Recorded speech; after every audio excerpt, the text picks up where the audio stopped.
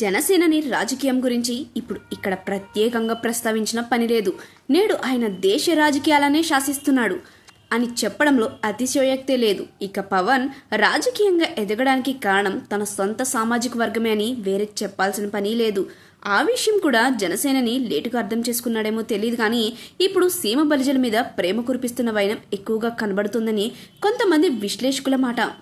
జనసేన సిద్ధాంతాల్లో కులాలను కలిపే ఆలోచన విధానం, అలాగే మతాల ప్రస్తావన లేని రాజకీయం అనేది ప్రధానంగా చెప్పుకోవచ్చు.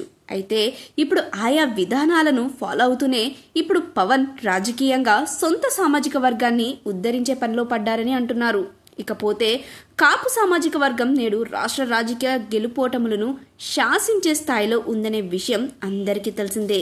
కాగా ఇప్పుడు ఆయన దృష్టి రాయలసీమపై పడినట్టు గుసగుసలు వినిపిస్తున్నాయి. రాయలసీమలో కాపుల్ని బలిజలుగా పిలుస్తారనే విషయం విదితమే. రాయలసీమలో బలిజ సామాజిక వర్గం బలంగా ఉంది. ఈ సామాజిక వర్గంలో మెజార్టీ ఇంతకాలం టీడీపీకి అండగా నిలుస్తూ రాగా ఇప్పుడు జనసేన వైపు బాగా వీస్తుందని గణాంకాలు చెబుతున్నాయి.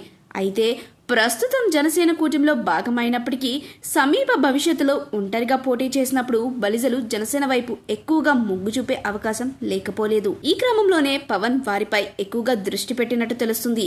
ఉమ్మడి వైఎస్ఆర్ జిల్లాలో కడప, రైల్వే కోడూరు, రాజంపేట, రాయచోటి నియోజకవర్గాల్లో బలిజ సామాజిక వర్గం బలంగా ఉన్న సంగతి అందరికీ తెలిసిందే.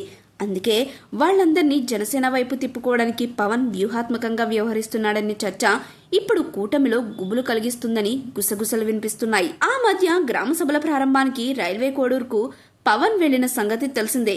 ఇప్పుడు పాఠశాలల్లో పేరెంట్స్ విద్యార్థుల సమావేశానికి పవన్ కళ్యాణ్ కడపను ఎంచుకోవడం వెనుక రాజకీయం ఉద్దేశం ఉందనే అభిప్రాయం వ్యక్తమవుతోంది.